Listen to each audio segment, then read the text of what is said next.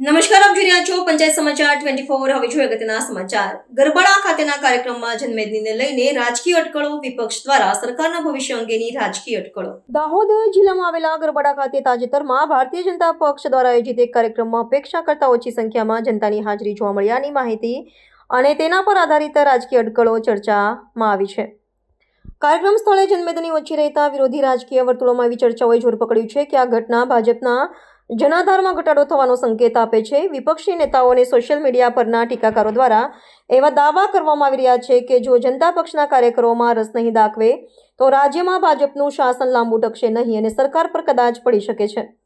જોકે પક્ષના સત્તાવાર સૂત્રો કે અન્ય કોઈ પ્રતિષ્ઠિત સમાચાર માધ્યમ દ્વારા કાર્યક્રમની તથ્યપૂર્ણ વિગતો કે તેમાં હાજર લોકોની સંખ્યા અંગે કોઈ નિવેદન કે પુષ્ટિ કરવામાં આવી નથી।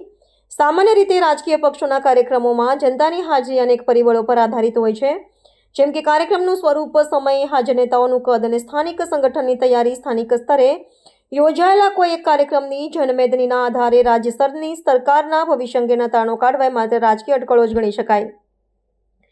આ પ્રકારની અટકળો પર ભાજપના સ્થાનિક નેતાઓ તરફથી હજુ સુધી કોઈ સત્તાવાર પ્રતિક્રિયા પ્રાપ્ત થઈ નથી, પરંતુ પક્ષના કાર્યકરોએ આ દાવાઓને ફગાવ્યા છે। ભાજપે ગુજરાતમાં તાજેતરની વિધાનસભા ચૂંટણીમાં ઐતિહાસિક બહુમતી સાથે સરકાર બનાવી છે અને તેના મળેલા મજબૂત જનાદેશને ધ્યાનમાં લેતા માત્ર એક કાર્યક્રમમાં ઓછી હાજરીના આધારે સરકાર પર કોઈ મોટો ખતરો ઊભો થયો હોવાનું માનવું રાજકીય વિશ્લેષકો માટે ઉતાવળિયો નિર્ણય કરાય।